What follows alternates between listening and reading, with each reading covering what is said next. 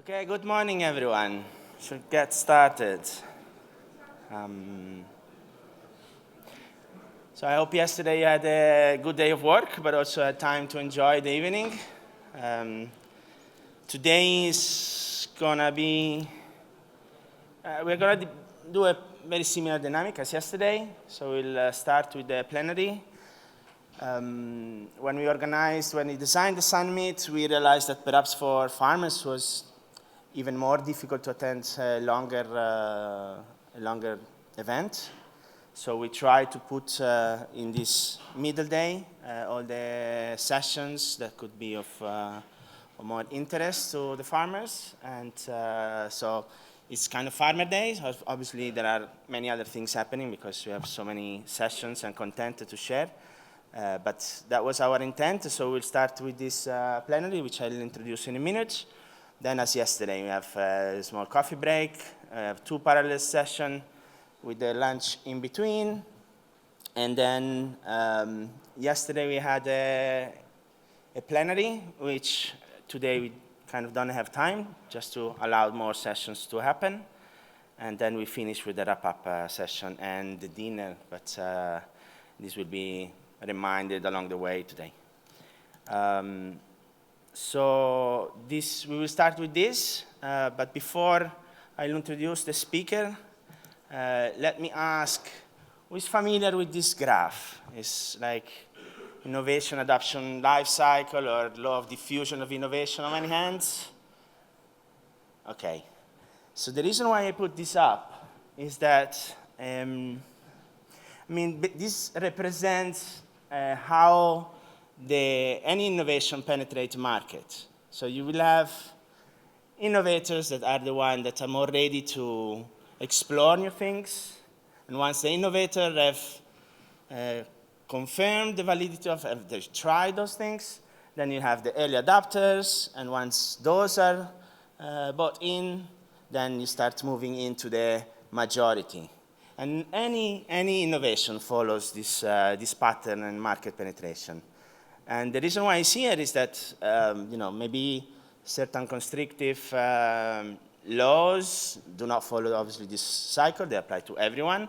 But carbon farming is an innovation as any other. So the diffusion, the uptake of carbon farming will look like this at some point. And I think we are still very much in the innovator phase.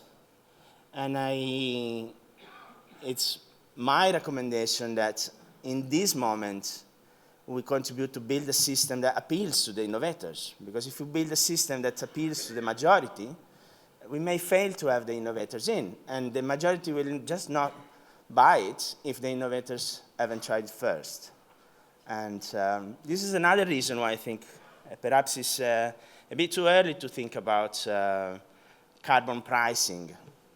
Which obviously farmers have to look at the economic of things. But if you think, one classical example is those people that have, the first people that have bought a telephone. They bought a telephone and they didn't have anyone to call. So perhaps they didn't look at the price as a barrier. And this is why we wanted to have a session with farmers that are, in our view, innovating in their space. They have demonstrated that they are trying to do things differently, that they're trying to create a community around them to move the sectors in doing things differently. And it's going to just be a dialogue between them. So I'll invite them on stage, and I'll introduce them. So I'll start with Sheila, which is clearly recognizable. She's a third-generation farmer and social entrepreneur in the agri-food sector and civic engagement field in Greece. Her key focuses lie within a lived physical and social environment, namely the farming and rural communities, and thus a systemic approach to enable transition towards regeneration in an holistic way. Her dedication to soil and ecosystem restoration translates into her dedication to transforming the farming sector in Greece through the initiative called Regenerative Farming Greece. Thank you. Then on her right side, we have Iain Tolhurst. has been at the forefront of the UK organic movement for almost 50 years. Its 8-hectare farms has won many awards for its innovative approach to crop production, utilizing diversity as at its heart to develop soil health and fertility.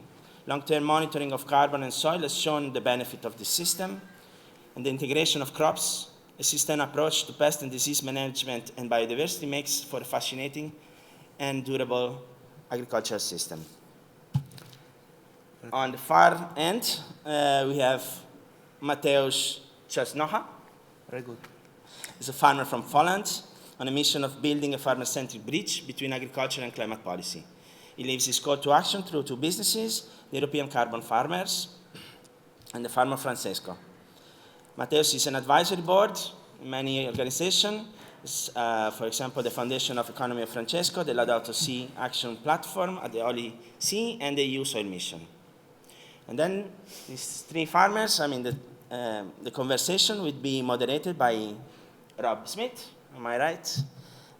He's a hugely experienced broadcaster and host, having worked as a journalist and presenter on TV and the radio with the BBC in the UK for over 25 years. He's a passionate advocate for environmental protection, hosting the Talk on the Wild Side podcast that explore how we can balance human needs with sustainable practices. Thank you.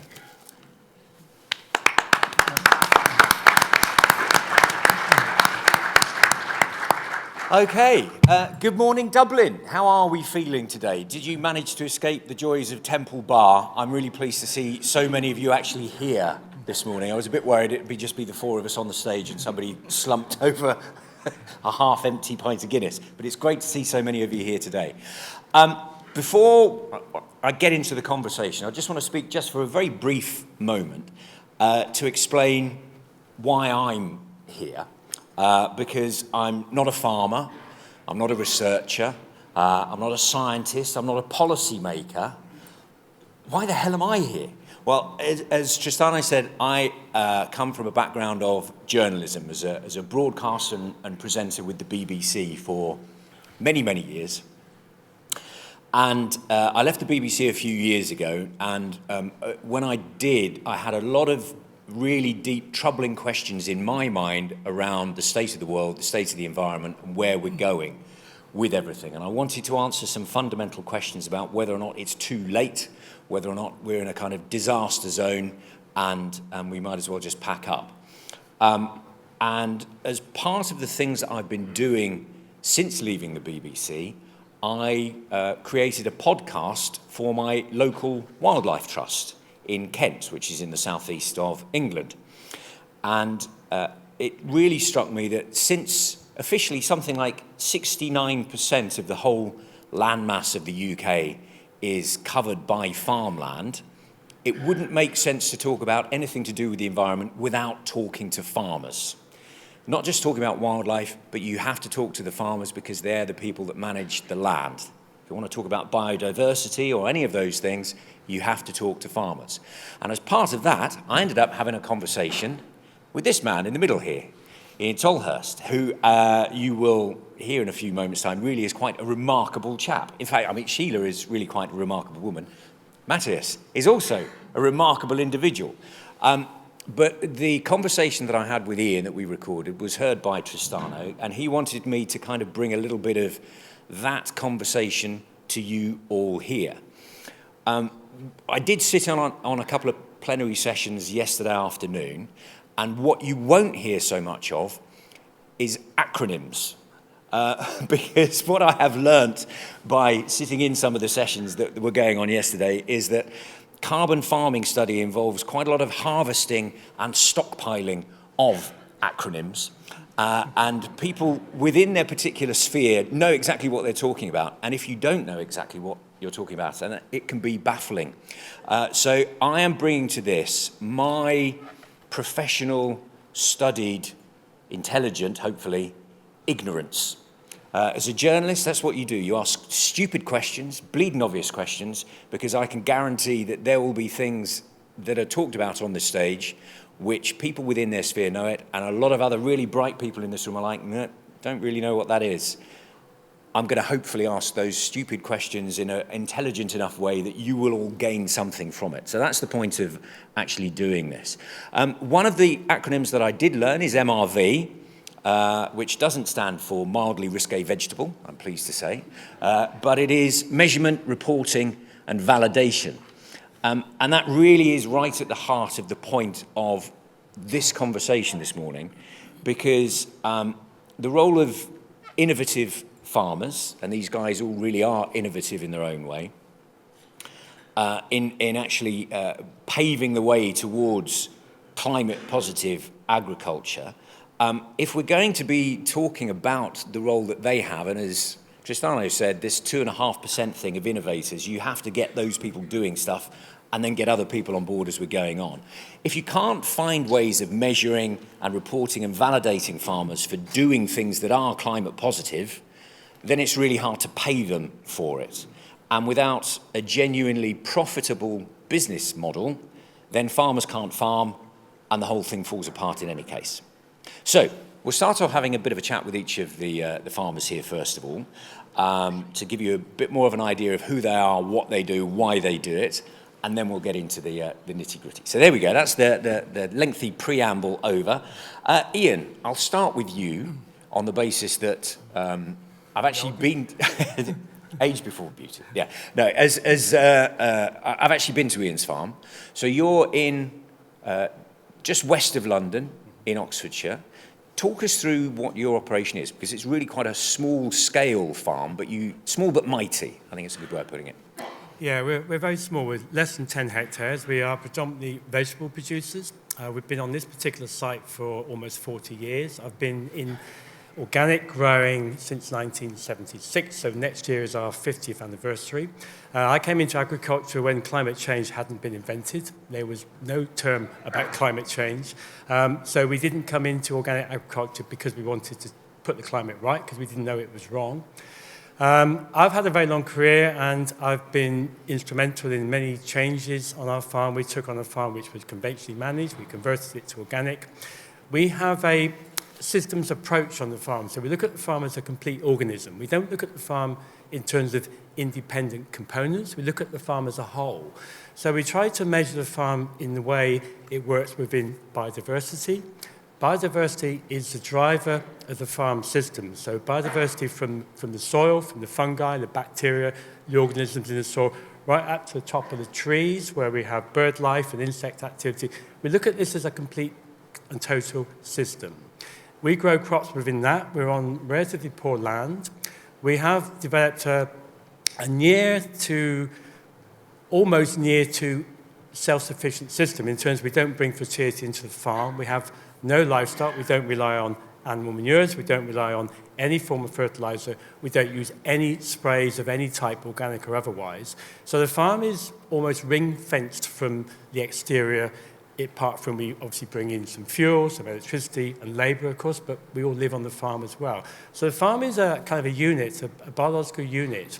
And within that, we grow our vegetables, we have our crops, we also have other activities, we have farm tours, we do consultancy advisory work, we have food events, and we're very much linked to local communities. So what we produce on the farm is sold within a 15-kilometre radius of the farm, so very much about the ethos of the farm is to try and be local.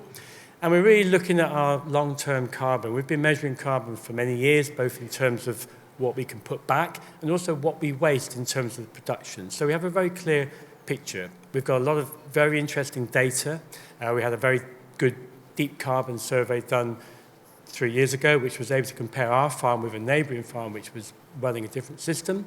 And the farm is pretty much dependent on trees, where we've planted over 2,000 trees within this 10 hectares. And these trees provide nutrients, they provide biological function, and they provide carbon.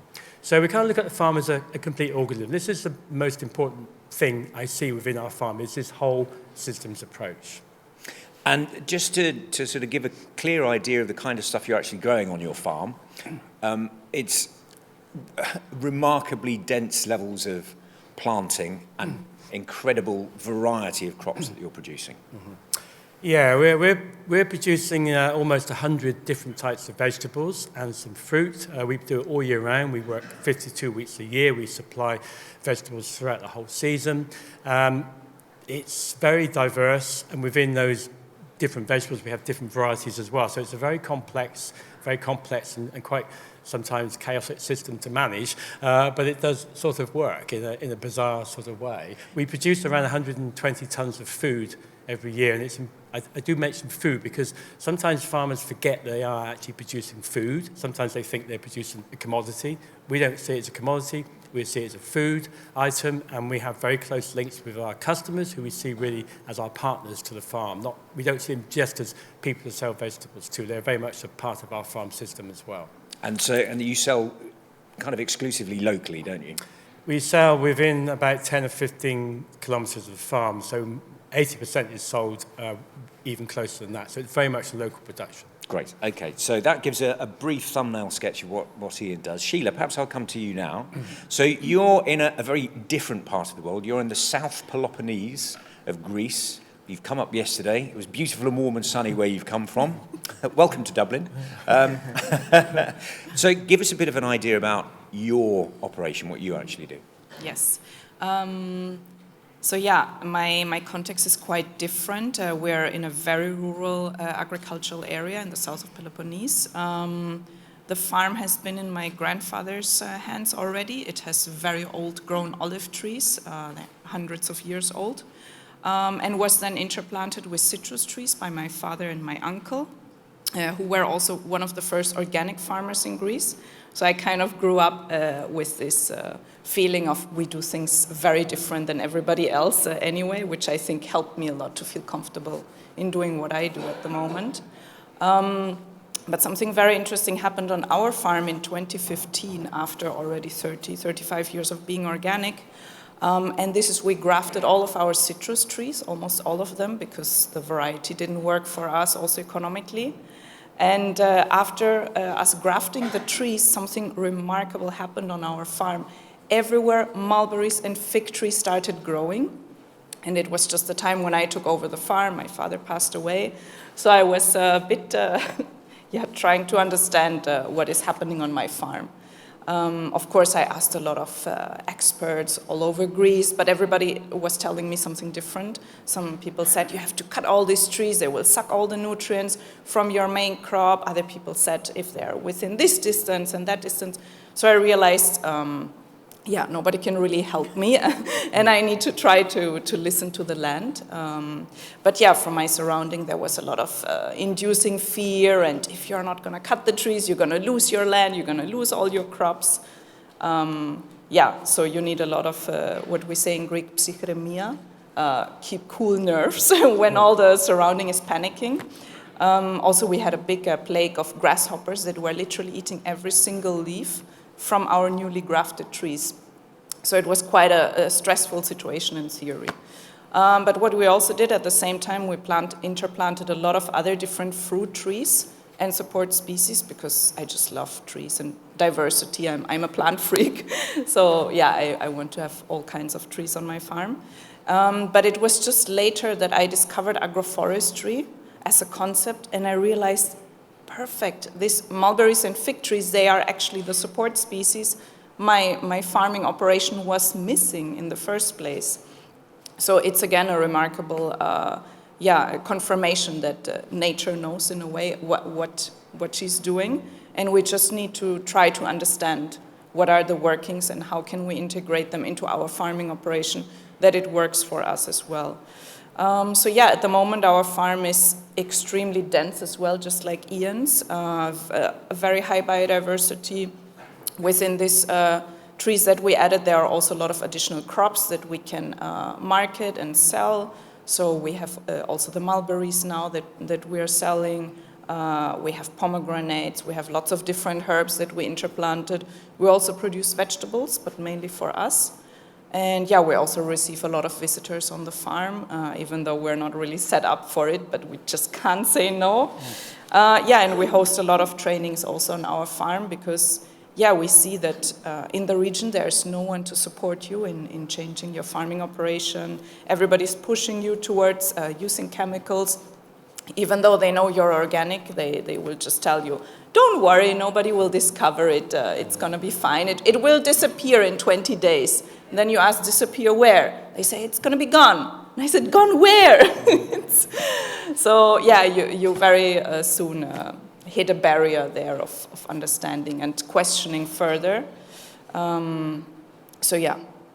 And in terms of the visual appearance of how you grow, there's a lot of height. It's not where most farms, single crop farms, if it's a field of wheat, it's a field of wheat. Your farm does not look like that at all, does it? Not at all. Yeah, we also interplanted with a lot of eucalyptus and poplars to be the emergent layers. So you will see a lot of very high trees. Underneath you will see high layers like mulberries and fig trees and olive trees and a lot of different types of acacias. And underneath we also have low layer herbs and shrubs. We even put some cotton shrubs in our farm just because most of people have never seen a cotton plant while we wear it every day.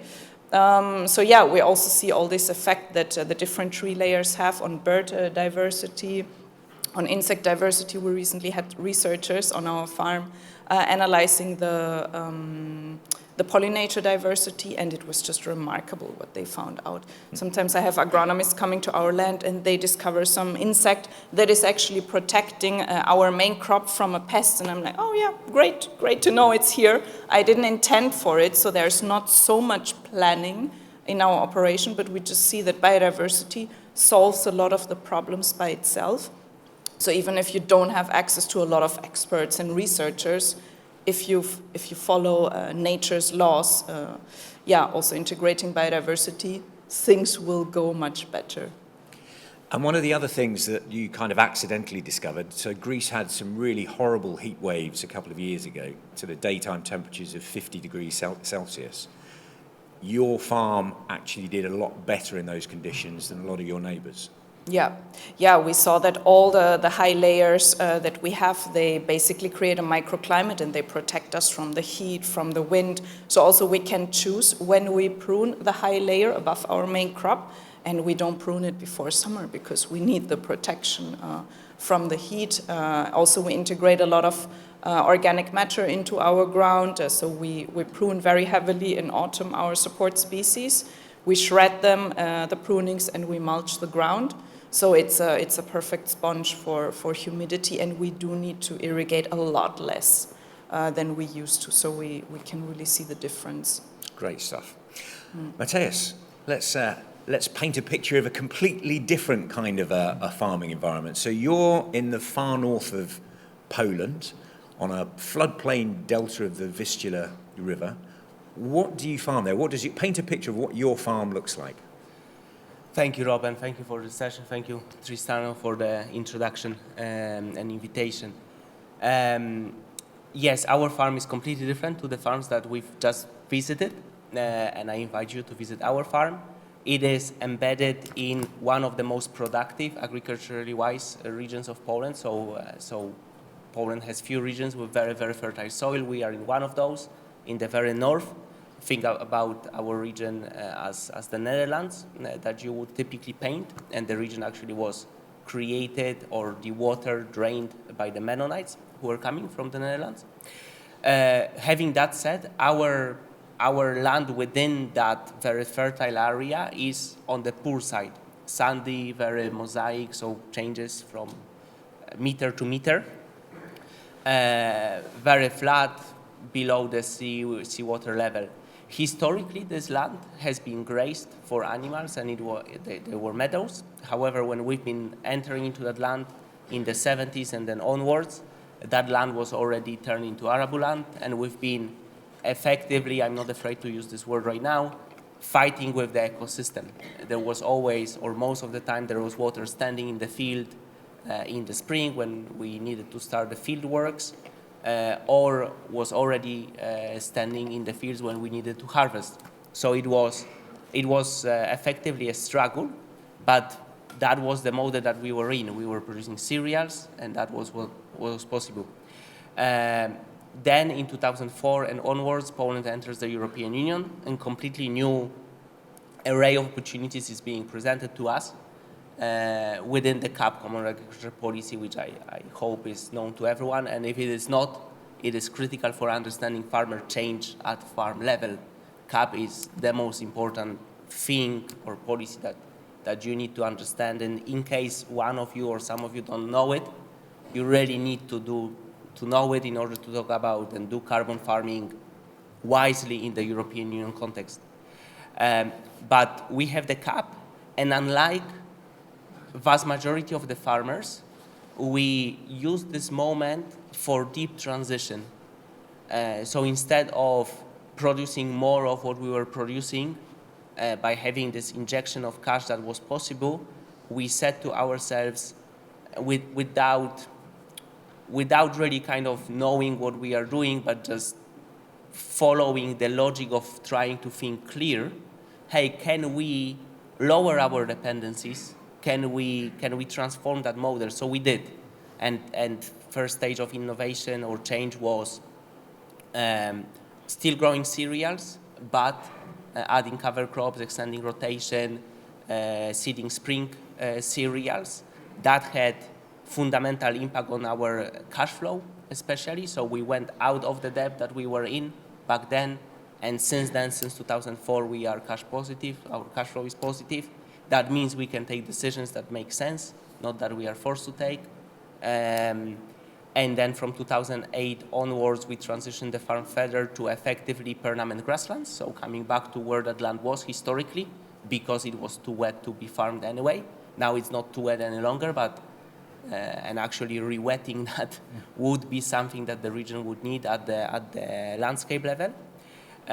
So now we are producing grassland, we are producing hay of the highest quality, delivered locally in Poland and internationally if there's a need for the market. Our farm is divided in 5 bigger blocks. So within this extremely intensively farmed region, you have those 5 spots of land where wild animals can rest when all the other farmers are plowing or are the fields are black, effectively.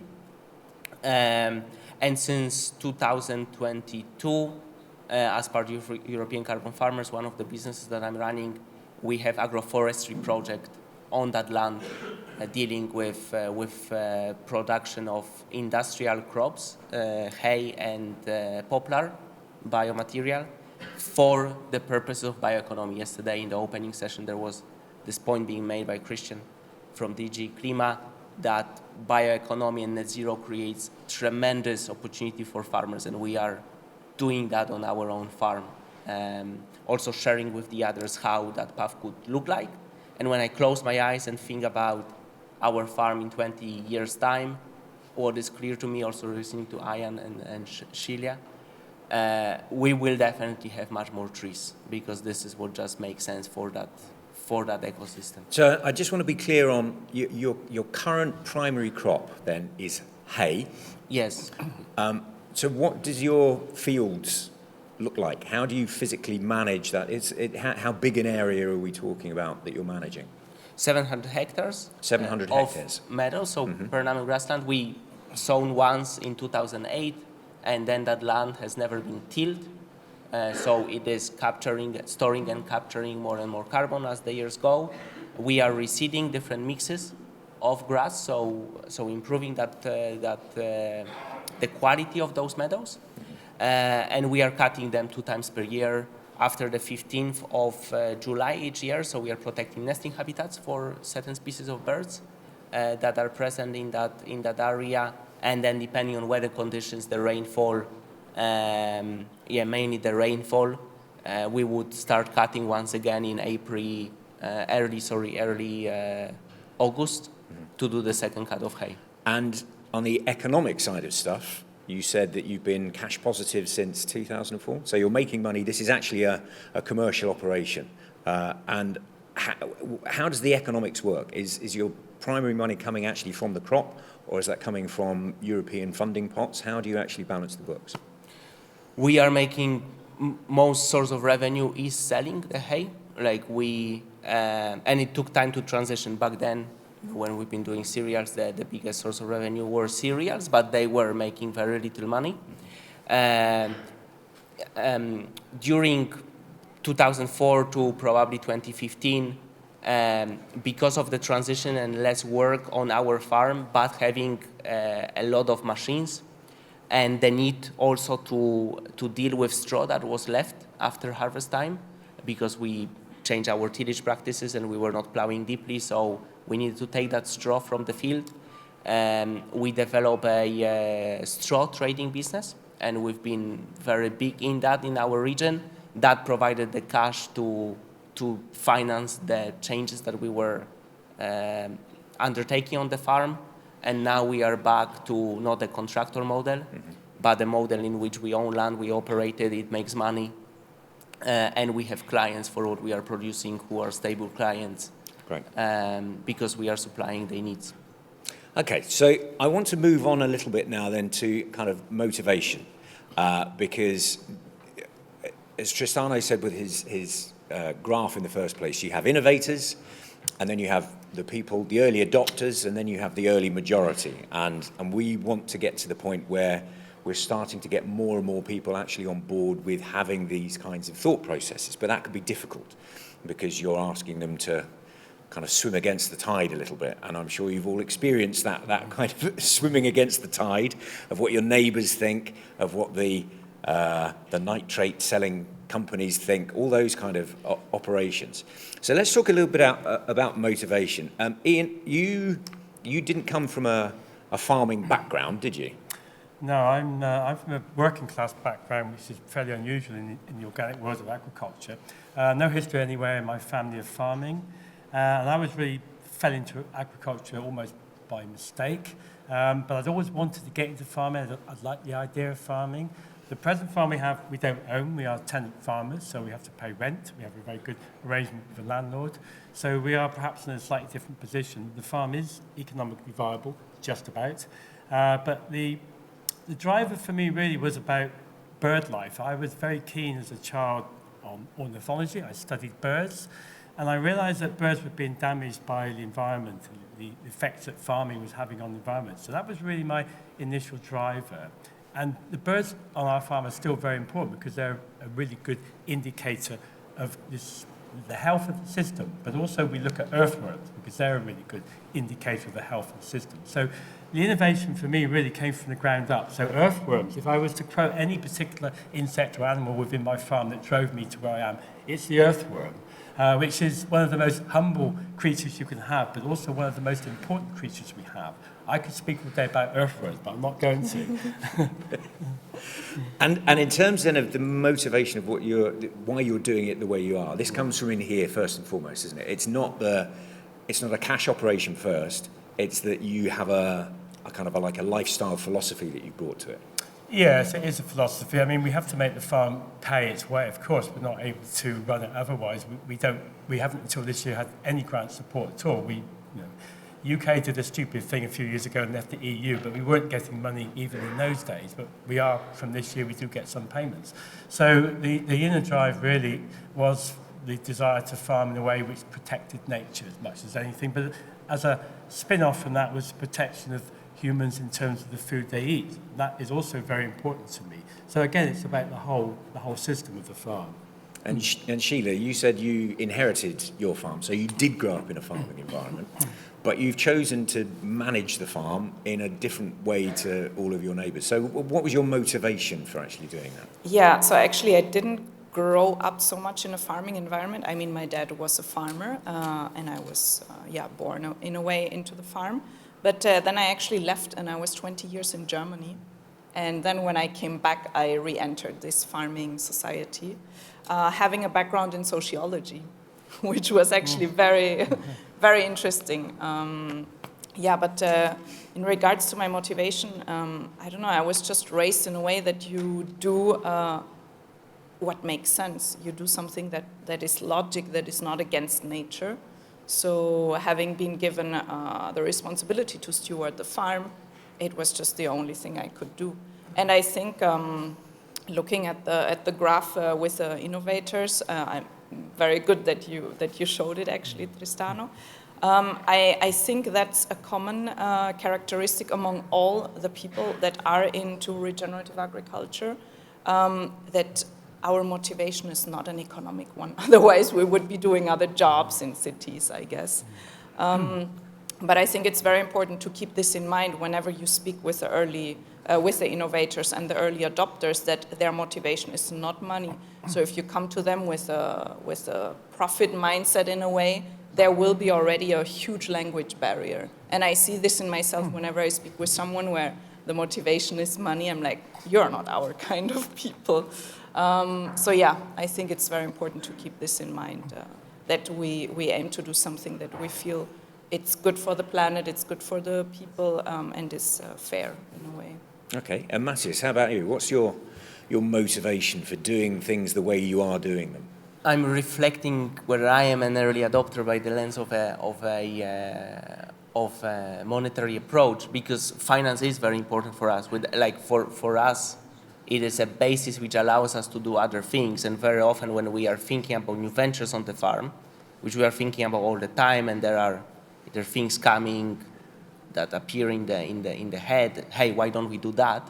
Or other people coming saying, hey, why don't you do that with us? The financial analysis part of that is very important. Like, hey, how much it will cost me? What is the expected revenue? How do I complicate my system? And there are two ways of complicating. The complication or adding complexity to the ecosystem, which is good, we want that. And adding complexity to the finances and dependencies and so on that we are much less excited about taking. So our motivation is, at the core of it, doing the best job we can. I think that's how it was with my grandfather and my dad and now me. My dad is still involved in the farm, and we farm together with my brother and uncle. So it's a truly family enterprise, which also means you have to connect and align with those others who might have different way of thinking. But then my personal motivation is rooted on that, in that experience of seeing, and we talked preparing the session, is rooted in seeing my family trying to do a really good job, being laughed at by others, and me personally as well, because you are from the farming family, therefore you are worse. And then actually going out of that small circle in Poland and then going outside to Sheila to study and learning that, hey, actually climate change is cool, climate change as well, that agriculture is cool, and agriculture is critical and can be critical part of solution to a lot of challenges / opportunities that we have. Therefore, I, Mateusz Ciasnocha, make a decision that this is the sector that I am not only born into, that's true as well, but I choose that sector. It is my choice. I'm staying here by choice, not because I have to or I would not make it somewhere else. And then since then, you continue proactively searching for opportunities, build partnerships to live your mission effectively, which, as Tristano mentioned at the beginning, is to build a bridge between climate and agricultural policy. And we are using carbon farming as a language, as a tool to build that bridge. So, neighbours. Let's talk about neighbours, because as an early adopter or as an innovator, you're prepared to go out on a limb for a whole bunch of reasons that you've articulated yourselves. It means something to you to do it, and you're prepared to put yourself out there. What kind of reactions do you get from the people who are farming the land around you, your peers, if you like?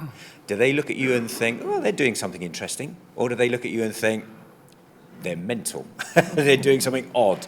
And how difficult, how complicated has that relationship been with your neighbours? Sheila, perhaps if you go first. Yeah, it's a very, very interesting question. So I think our neighbors, they can also be put on this graph in one of the many areas. So of course we have the people who are completely ignoring what we're doing. And even when speaking with us, it seems like they are not even seeing that we do things differently. I have one neighbor, very direct neighbor, and he stands before me and he says, but you cannot farm in a different way than using a lot of chemicals. And I mean, we're farming differently since 35 years. So obviously there's not a lot of open-mindedness to even communicate a lot of things. But there are neighbors who come to us, they're very curious, they want to understand, they realize that we have found some solutions, So they ask basically for support and guidance. And yeah, that feels very good to have such neighbors around you. But I have to say, in the beginning, when I did the transition, in a way, I created a bubble around me, trying to ignore all the rest of the local world, because in a way you grow and you nurture something that is fragile in the beginning. You are not sure yourself. You don't have all this information that we have now, so you need to protect in a way this thing that you grow. So you need this protective bubble and ignoring all the rest. But I also do have to say that it's very helpful to have access to other pioneers. And when I look back at my innovation path, this is what helped me a lot, to have access to some people that were also innovating in their own context in other countries very often. And this is also a question that I pose myself. What is the ecosystem that farmers need in order to be able to innovate? Not all the farmers will innovate, but at least the innovators and the early adopters, what kind of ecosystem do they need around them in order to be able to innovate? And this is, I think, what we need to create. And so doing stuff like this is helpful for you kind of mentally and emotionally to be able to connect with other people who are making those innovations. In a way, yes, also. A lot of other factors as well. Mm-hmm. And over time, have some of those attitudes of your neighbours shifted? Are they starting to look at what you're doing and thinking, well, hang on a minute, we could do things differently? Yeah, I think especially if you do it in the long term, and this is also why in the beginning we were not very vocal about it, because you need to prove yourself. You cannot start a different path and then wanting to preach already to everybody. But in a way, you have to prove with practices what you do and that it works. And we see that more and more people come to us also because we stood through a lot of crisis and our farming operation was not impacted by it negatively. So of course people start looking at us and start wanting to learn from us. And Mateusz, your situation, because Poland obviously went through the Soviet era and there was collective farming and all those kind of things. What's the attitude like with your neighbouring farmers? Are there still hangovers from those days, or are people much more open-minded in Poland about how to farm things going forward? Yes, we are open-minded when it comes to farming. I think I will refer back to a conversation I had with French farmers yesterday who were on stage saying, hey, we were working with Polish farmers and the level of openness is crazy. You achieve things when it comes to regeneration in 2 years that you don't see in France. So that comes to mind kind of as a specific example, but reflecting on our own experience, we get all sorts of, similar to Sheila and similar to how you framed the question, Rob, we get all sorts of responses from you are mental to that's interesting, and that's very often coming from the same person, like, hey, this is crazy, but hey, they are doing that, it works. Just like when I look at other farms, right, I'm like, hey, this is crazy. It's a relationship that what comes to mind. And in our specific particular case, we do have relationships with farmers in the area, and they are very diverse farms, family-owned, corporate farms. We have investment funds that own land in our region that are our neighbor. We know them, we know their headquarters. We visited their farms in Brazil, for example, as well. So we are I'm very happy to reflect and say, hey, actually we do have those relationships. And when there's an innovation of some sort, it is shared with the community, if you will. And then some will take it and go with it in that direction. Some will go with it in another direction or not take it at all. But we do meet, we share, and that is happening informal and very important as well, informal settings. I'm happy to say that the transition that we went on, there's one other farm of friends that are farming like 80 kilometers away that also did similar very crazy thing, because it was a crazy thing back then in 2004 and then 2008 to say, hey, we are switching completely the model of production that we are in. We will not need a cultivator, a seeder, a sprayer, a fertilizer spreader, and a harvester. Now we are producing grass or hay. That was mental. and it worked out for us, because when we've been looking at, hey, how it looks like, it sounded to be too good to be true, but it turned out to be exactly like that. And Iain, your setup is slightly different because the land, and you mentioned it a little bit, it's part of it is classified as grade 4, which is the lowest grading of productive land. And part of it is within a kind of an old stately home walled garden, isn't it? So your relationship with your neighbours is probably slightly different from the off. Yes, we have a completely different relationship with our neighbours from the other two. One of my neighbours, very luckily, is an organic farmer as well, so we get on extremely well. His farm is completely different from mine. He has 200 hectares. It's a beef farm. It's a very low input beef farm. It's virtually all grass. There's almost no crops. The area, because of where we farm, it's very much low-grade land, so there isn't really much high-tech agriculture. We are the only people growing vegetables. So our neighbours think we're probably slightly odd because we are growing vegetables, but we have a different relationship with neighbours which are much further away. I've grown up in the organic movement. I've been there right from its inception in the 70s. I was there to set and establish organic standards. So I have a community of organic farmers that I've known for a very long period of time. And many of these people visit our farm. They come for inspiration. Some of them will say, well, I don't think this is for me. This is not the system I want to adopt. And some will adopt certain parts of our system. So our relationship with neighbours is quite different in many ways. And we don't like to compare ourselves with other farmers in terms of we are better or we are worse than other farmers. We think all farmers are in a very challenging situation no matter what they farm. So for us, neighbours are very important. But it's also very important for us to be part of that wider community of people who are working towards innovation, who are changing agricultural systems, and also who are changing the mindset of people who buy the produce that we farm. I think this is important to us. So education is very much a part of our neighbourly motivation as well, really. Carbon farming, that's what the title of this is a summit is all about. And Mateusz, I'll probably start with you because you've probably got the most overt connection with carbon farming as a concept. What does carbon farming actually mean to you? For me, carbon farming is a language, and I strongly believe, and challenge me on this one, please do if you think otherwise, that every farmer of the world is a carbon farmer, because whether you know it or not, whether you like it or not, your farm is embedded in an ecosystem. And one of the characteristics of the ecosystem are cycles of nature, including carbon cycle. So you are a carbon farmer because you are embedded in that ecosystem.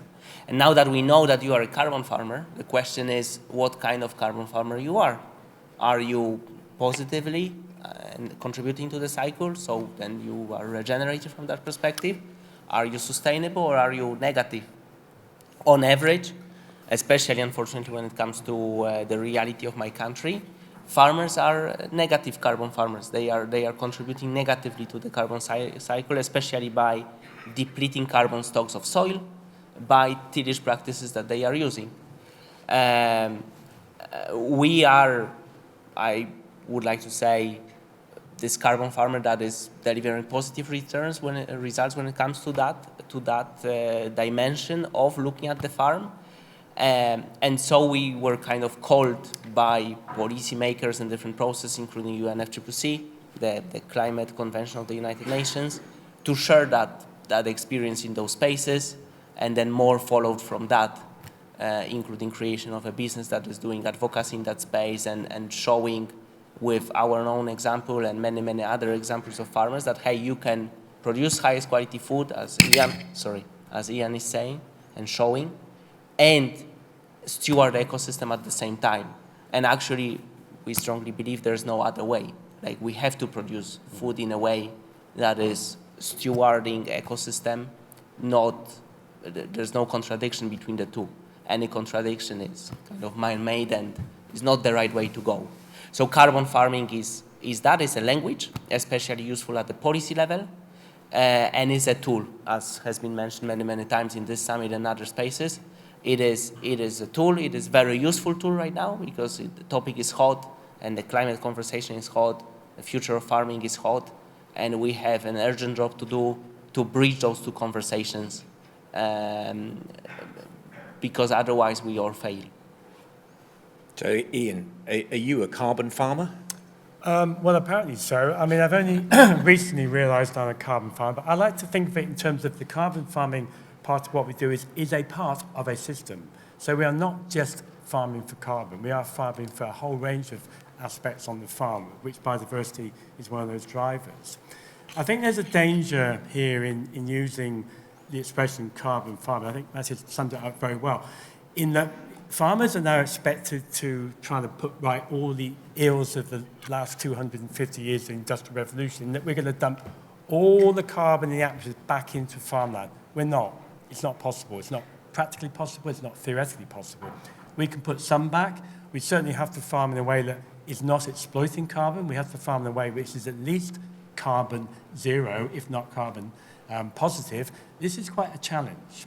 So I don't want farmers to think that they're suddenly going to be held as the great savers of the planet in terms of climate change. They're not. They are part of that solution, but not a whole part of that solution. They're going to need enormous amount of help to get this right.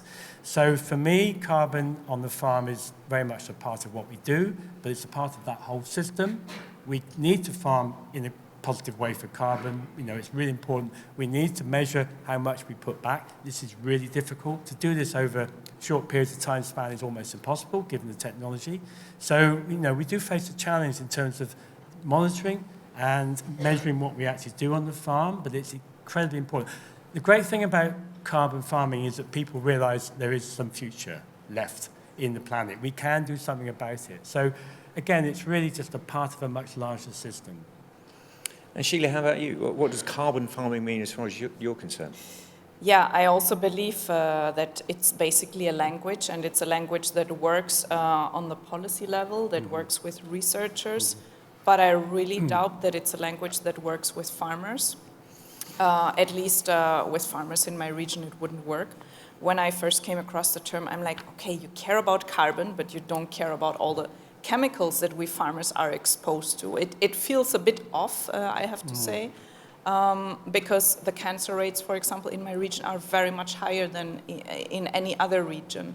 And it does feel a bit unfair to suddenly focus on carbon, but to completely leave the discussion out about chemical use in agriculture and the effects it has on the rural populations, which are feeding, in a way, the world.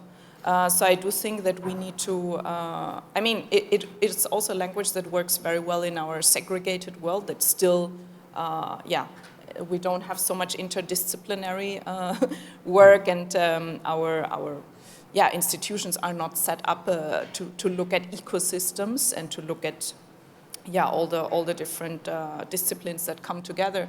But I think in a way this is where we need to go to. And I also don't perceive on my farm that I'm doing carbon farming. I'm trying to steward a healthy ecosystem. And this is my guiding reference in a way. Does this ecosystem look and feel healthy? And do I see diseases come up, or do I have actually a healthy immune system? This is what's guiding me. So to only look at carbon, it feels it's not going to really go into the healthy direction that we need to go. So I think we all have a challenge to do in how to be more holistic in our approaches when it also comes to policy and to research, because we cannot look at things separate from others. Everything is interlinked, and you see this so much on the farm level, which is teaching you a lot about this. I'm going to start asking you to ask questions fairly shortly. So I'm sure that there's a lot of stuff that you've heard that you'll be itching to put your hands up and ask some stuff. So start having a think about what it is you do want to ask of our panel here. I do just want to sort of briefly address the elephant in the room, or perhaps I should say the cow in the room, because all three of you are farming without livestock. Is it possible to have a meaningful conversation around carbon-related matters in agriculture without talking about livestock farming? Sheila? Yes. Actually, we are in the process of bringing animals into our farming operation because we just do see that the ecosystem is not very efficient if you take out the animals. for me, they are part of a healthy ecosystem. I mean, now we have grasses growing up till here, even taller than me, and you just see it looks delicious, and you're sure for some animals out there it would be. And yeah, then you have to come with a machine and cut the grass. It makes a lot of noise. It needs gas. It just doesn't feel so logic. And yeah, when you have in mind to steward a healthy ecosystem, at some point you come to the conclusion, okay, the animals, now it's time. So we are going to integrate animals. What animals are you thinking of integrating? We're going to experiment, of course, a lot again. But we're going to use a range of animals like sheep and geese and ducks and chickens and all sorts. And also because we do live on the farm, sometimes we had animals visiting us in a way. And you feel that it feels right. You know, you have another animal in close proximity that just feels healthy. And will some of those animals end up in the food chain, or will they just be farm maintenance machines? So in our case, I don't think they will end up in the food chain because I'm vegetarian. So they will keep us company, but we will see how it's going to work management-wise. Also, I have some cousins that are shepherds, so we might also borrow some animals. It's also a very interesting concept to collaborate with your neighbors that might have animals and to integrate them into your farm, to graze quickly through your farm. And then, but in my area, we don't have enough shepherds anymore, so it is a problem that also contributes to fire hazards. So we have a big work to do there as well. Ian, how about you? Right, well, I have a perhaps slightly different approach. We have farmed for many, many decades without livestock, and we've been able to prove that you do not have to have livestock to maintain soil health, or to maintain or improve carbon, or to grow healthy, profitable crops. So that technology is possible, it can be done. We choose not to, partly for practical reasons originally, but also because every report that comes out about diets and global food supply is quite clear in that we have to think clearly in the long term about reduction of livestock, because the pressure on the planet is horrendous. 80-odd% of all farmland is producing livestock products, which produces around 18% of the calories. So clearly there's a huge imbalance. So we need to redress the balance. We need to reduce livestock consumption. It's not going to eliminate it. There's still going to be animals around our farm. There are good instances in plenty of farms able to show that animals can be integrated into arable systems quite effectively, but there's going to be a lot less. So in the practical sense, yes, it's very much doable. I mean, we've got loads of data going back 4 decades or more to show that practically, agronomically, it's perfectly possible, but it's really about, for want of a better expression, diet modification, which means that people can have to eat a lot less animal products, a lot more fruit and vegetables, which everybody tells us is the right thing to do anyway. So, yes, we have chosen to eliminate livestock initially for practical agronomic reasons, but it's also become something of an ethic as well over many decades. And Mateusz, I mean, your primary product is hay. So I guess you have a slightly different relationship and thought process around what livestock should be doing within the farming sector. Yeah, so as I think I am saying, same experience here, meaning at individual farm level, you do not have to have farm animals for this farm to run and deliver regenerative outcomes, which is an example of our farm. But animals are part of farming and are part of the ecosystem and are an important part of that. Sharing our experience, of course, it's kind of obvious, but it's good to say obvious things. Our primary customers are people who own animals. And the way we position our farm on the market is that, hey, we are specialized in hay production. It takes a skill to do that. And those farmers that we are working with, when they do the numbers on their own of doing hay for their own purposes, they are saying, hey, what we are buying from you, even though it seems to be expensive, if we were to do it on our own, it would be 3 times more expensive. Plus, it would take us from what we are, doing well, and we would need people in peak times that is really throwing everything off. So this word partnerships come to mind, that we enable that. And also, in a reality in which you do have shocks, including climate shocks or weather shocks, we have more and more situations in which in that region of Poland or in that part of the world, like in Norway in 2018, you have a drought or you have a flood, you have a supply shock, and there's a need for a food product somewhere, and then we feed in that need from hay supply. So that's the relationship, how it looks like right now. Thinking about the future of the farm, one of the things we would love to do is we would love to have animals on the farm, but it is clear that the current management team and operational team of the farm will not be doing that. So the UK model that you probably both are very well familiar with, I am somehow familiar with, of having a farm on a farm that kind of brings animals and grazes, or even does that all year round, is something that we would love to develop.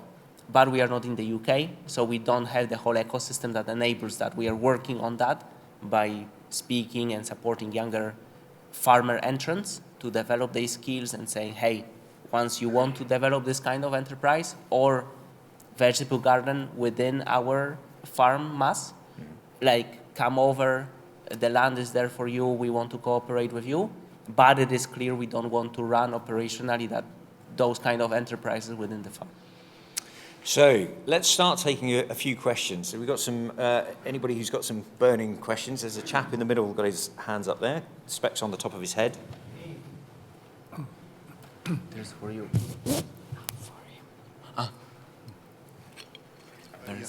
Thank you. Sheila, you raised an interesting point, from my perspective, of that you were previously organic, but then you had this transition to biodiverse nature logic. Speak to that some more, if you please, because I think it's part of what regenerative agriculture is, and it's a whole new way of thinking, and it isn't just about being organic or non-chemical. It is about working in harmony with nature, I think, as opposed to trying to dominate it. Yes. So when I took over the farm, about in 2015, I felt it's not yet good enough. Like the state of the soil, I felt it should be like in the forest, and I was wondering, why is it not? Like that should be our way, our measure in a way. And I just started observing what plants do we have in the farm? Do they produce enough organic matter to have a very thick layer of mulch in a way? And I came to realize that the natural way of plants growing is not in a monoculture, and it's neither just two types that we have had olives and oranges. So it's like, why do we try to grow against nature? Like on my farm, mulberries and fig trees started growing, and everybody told me I should cut them. So nature had this tendency of bringing more diversity, and we were told as farmers, no, it's not how you farm. Why would I farm in a different way than what is ideal for plants? So that was one of our thinkings. And just understanding that we have destroyed our ecosystem so much. And as you also said, farmers in Greece are managing about 45.5% of the whole territory. So we need to gain, again, this knowledge of how to regenerate and how to manage those ecosystems in a way healthy. And I think current organic practices, they don't go far enough. We need to do a lot of work to regenerate the biodiversity, the soils, the water cycles. Yeah. And I'll come on to this as well with you in a moment. Have you had somebody look at your soil and how it's actually changed since changing the way that you're farming it? What's actually happened to the soil on your farm? Yeah, so I think it's the first thing that everybody who is like into this way of farming looks at is actually the soil. Like we all want to go on a farm and just put our hands into the soil. But we saw that we have a lot of more organic matter in the soil. We can store a lot more water. The water storage capacity of the soil has changed a lot. We have a lot more earthworms than we had before. A lot of fungi because we have so much organic matter. These are some of the most obvious observations that we have. And Iain, I mean, I've been on your farm. You do like earthworms. It's a big part of what you do. But you've also had a study done actually looking at the carbon that's being sequestered into your soil, which I know you said would have been an amazingly expensive thing to have done, but that was done as a research thing. What did they actually find? And how quickly is carbon being sequestered into your soil? Right, well, this is a really interesting question, and I could spend the rest of the day answering it, so I'm going to have to try and be brief.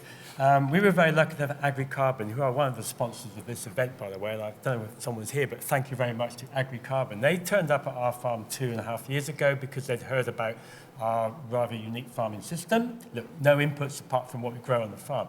So they wanted to check our deep carbon levels. The carbon went way down to 1 metre deep. We had the fantastic opportunity of being able to check this against my neighbouring farmer, literally next door, on the same soil type, also organic, but in long-term grass. Now, in the back of my slightly paranoid mind, I was worried that after 40 years, we were mining carbon from our soils and losing it. Organic matter levels have been stable, but we weren't sure about the long-term carbon. So analysis was looking at both my own farm and my neighbour's farm, 150 samples, so very, very, very diverse. What we were able to compare, and it was really significant, was that on our farm, which has been continually under cultivation now for 40 years, with lots of vegetable crops, lots of food grown, we had significantly more deep carbon way down at 1 metre than my neighbouring grassland farm. We also had a different bulk soil density, so the compression factor of the soil was also more favourable. So it wasn't hugely different, but it was definitely on the positive side. So what we were able to conclude was that in general, our carbon levels were just slightly better than my neighbours after a lot of very intensive farming, but also after producing a large amount of food compared with my neighbour. This was something which, to me, was like manna from heaven, because I kind of felt at last we had some assurance that what we were doing was right and we weren't mining our carbon levels. We've seen huge changes in our earthworm population. You know, we've gone from 50 a square metre to 1,500. We've seen huge changes in nutrient availability, despite the fact we've put nothing in from outside the farm at all during that time. So we've got the soil working for itself and regenerating itself. And very briefly, that thing of not having external inputs, you're producing your own green manures on the farm and you're planting specifically to get nutrients deep into the soil, aren't you? Correct. Yeah, the reason we have carbon deep down is because we have deep rooting plants. We have chicory, lucerne. We've also introduced trees. We now have almost 20% of our farm is growing trees. So from that, we're producing a lot of carbon, which is also going back onto the ground. So we've kind of internalized the carbon of the farm to just generate its own carbon level to maintain and slightly improve. We're not making huge claims about massive carbon positives, but it's definitely in the right size of where it should be. So we're not saying we've doubled our carbon content in 50 years, nothing like it, but we have increased it by a small margin, and we've produced a lot of food in the process. Great stuff. Okay, hands up. Who's got a question? Okay, there's a... Hi, my name is Sam Wisse. I'm from the Netherlands Farmers Organization. Iain, you mentioned the point where you said, like, we cannot put pre-industrial levels of carbon back into 20 years. I think it's a very good point that you can make steps, but we cannot go back in easily 200 years ago. But what is for you why do you think these ideas come into existence for such a short term? So I didn't quite get the last part of your question. That you think it's impossible to do that. Mm-hmm. We can do our best, but why do you think these ideas come into existence? Well, I think the ideas come into existence because of the crisis we're facing and the need to be obviously putting carbon back. We have to look at the whole of the carbon cycle, not just what happens on farms, but what else goes on. I don't think it's realistic to think that we can carry on business as usual and dump the responsibility of carbon on farmers because, you know, they are only part of that problem. So it's not going to be business as usual. We have to decarbonise our whole society, and that includes farming as well.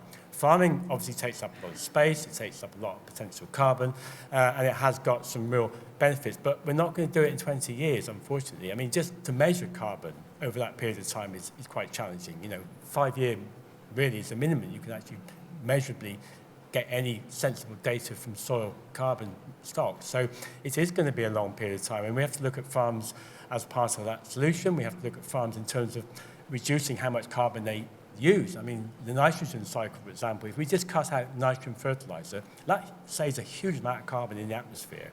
So it's not just about thinking farms as a carbon sink. We have to think about farms also as a way of reducing how much carbon they put into food production in the first place. Industrialization of food, ultra-processed foods, the transportation of food, this all takes carbon. The whole food story uses up a huge amount of carbon.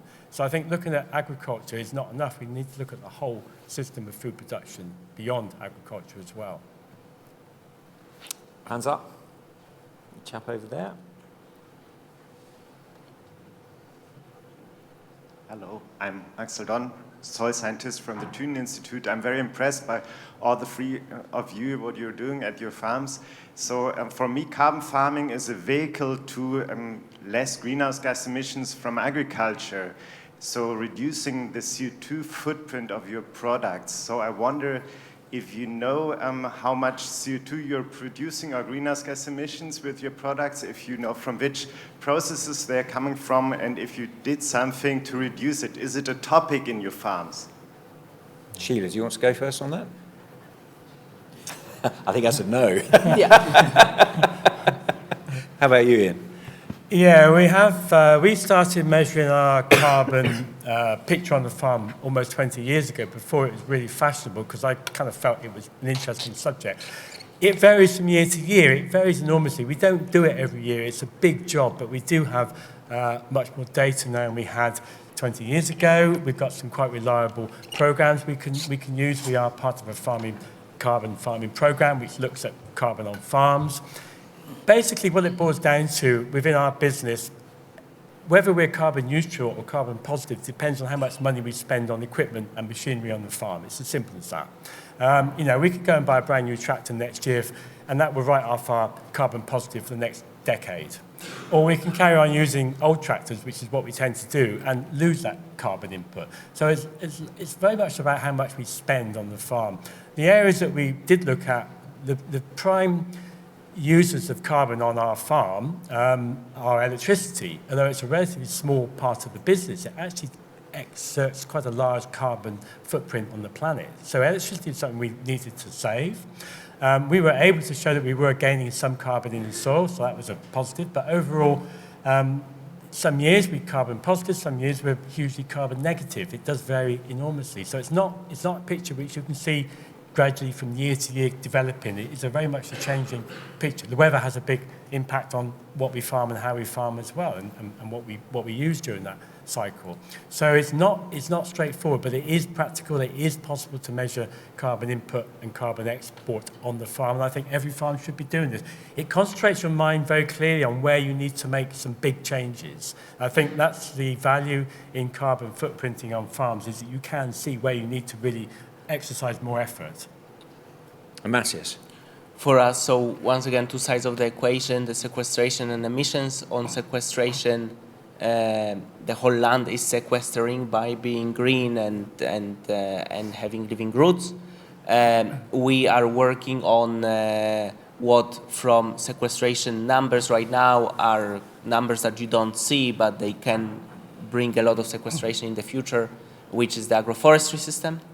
Rewetting and restoration of peatlands. We are farming some peatlands that are degraded, and we are in some early conversations about bringing that, rewetting that effectively.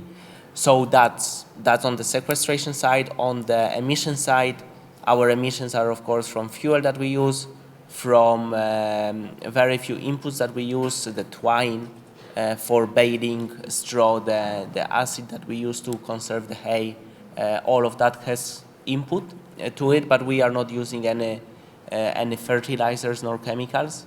So that, which is by far the massive, especially the fertilizers emission number on a normal farm, like we don't have that in our accounting. So net, according to the Cool Farm tool, we are sequestering 4,500 tons of CO2 equivalent at the farm level.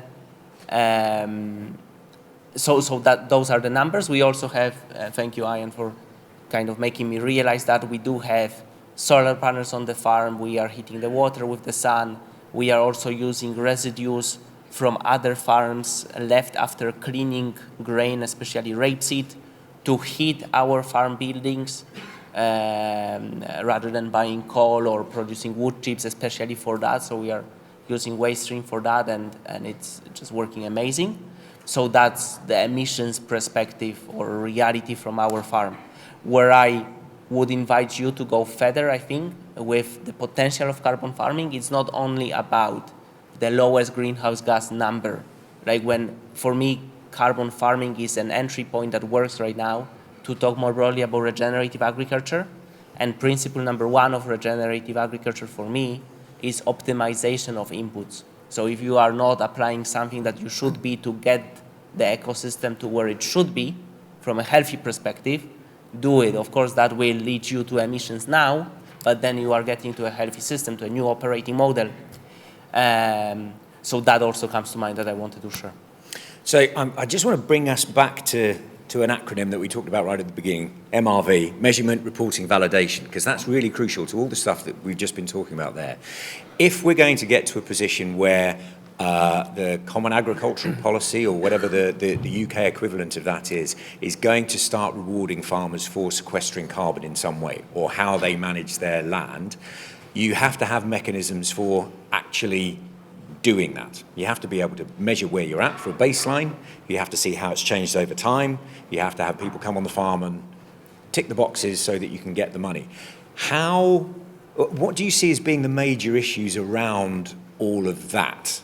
Because you need to have an army of people to do that, and there's a huge difference between olive and orange growing in the south of Greece to vegetable farming in Oxfordshire to hay farming in Poland. They're completely radically different environments that you're asking people to come into. So Sheila, perhaps we'll start with you. What are the key things you want sort of policymakers and researchers to be thinking about when they're thinking about framing how we do some of that MRV stuff?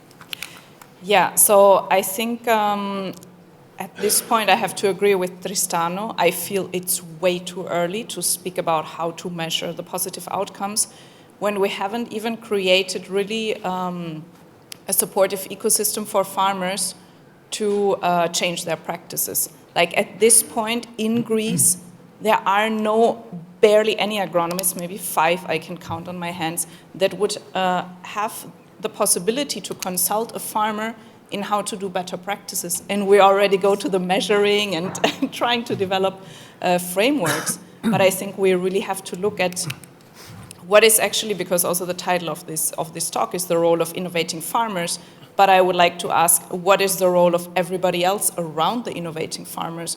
How can we create an ecosystem for farmers where they can be innovative? And they can't be innovative if there's nobody in reach or in sight that would have any kind of ideas about soil, about biodiversity. Like I think we are at the moment focusing not on the right side. We need to really analyze what are the dynamics and forces that a farmer is exposed to that are influencing his decisions.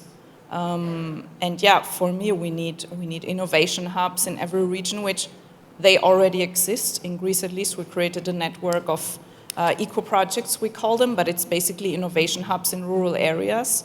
And it's resilient places where people don't operate with programs or a lot of money, but they just try to find solutions and bring them to their local areas. And if I look at my transition path, this is what helped me to find in the first place to hear about permaculture, about regenerative agriculture. So I think we really need to look again at rural areas and at all the crises that are colliding there.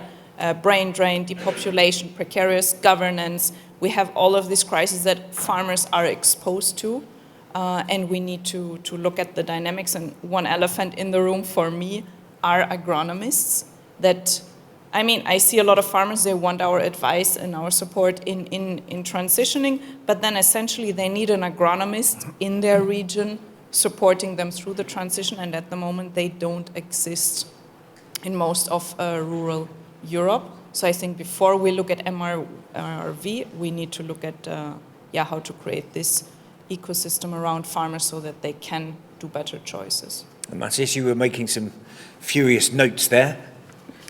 So What are you that thinking? again. So your question assumes that we want to take this path, and I share that vision, but it's a question. That's a question itself. Hey, do we want to take this path? Yes, we do, and I think, technically speaking, we have all the pieces in place to make this reality of paying for results come true. We don't have this reality yet. Maybe it's too early to talk about pricing, as Tristano was saying at the beginning, but the pieces are there, and the job is to accelerate the pieces that need acceleration and create a framework for the system to work. So you ask about, hey, what should policymakers and what should researchers do specifically? Two very simple invitations. For policymakers, at least those that I know, the level of ambition is not clear. It is not crystal clear in their narrative. Hey, we want to get there. We want to get to, for example, a cap that is result-based in that form or in that other shape. The pieces for that are there. The level of ambition is not there. We are wishy-washy when it comes to, okay, what should cap deliver? It should deliver very big things, but how do you really square that? Or how do we change, therefore, what we have to get there? That conversation is not happening. So set the level of ambition. We are changing from result-based payments in which we are now to result-based payments. And we start from this action to get us there. Not to complete it, but to be the first step on that journey. As for the researchers, please, as a farmer, keep it simple. That's what comes to mind straight away. And I think what summarizes those both invitations is the invitation that you will hear me say all the time, and I mean that, and all of us, I think, are open for that, is please visit the farmer. This is what really needs to happen. If you are a researcher, if you are a policymaker, especially if you are a policymaker, go out and visit the farm. Amazing if it's a regenerative farm.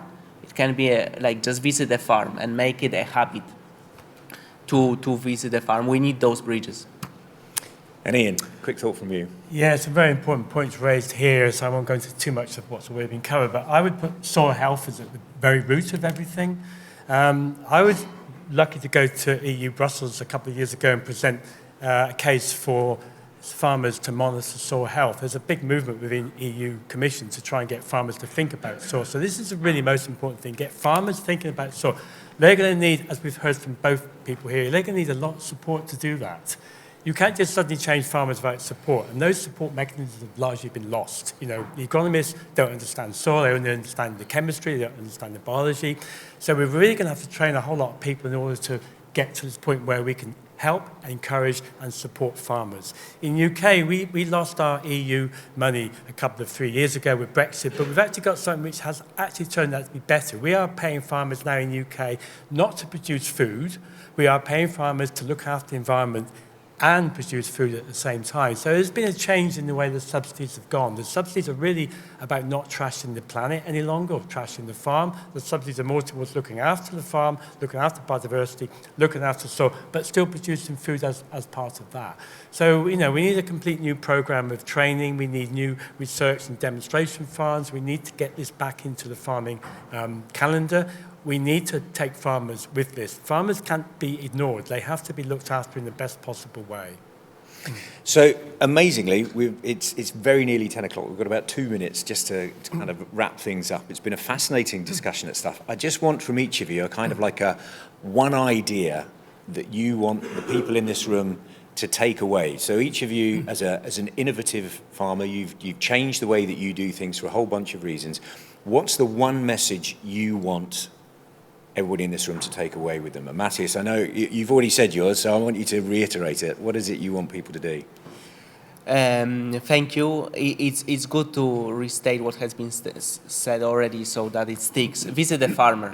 Like if now is the time for you to open your calendar and put a note of half an hour for Friday or for Monday to look up the farmer and then follow that up, please do it. But I would like everyone that is present in the third EU Carbon Farming Summit to have been on the farm before coming to the summit.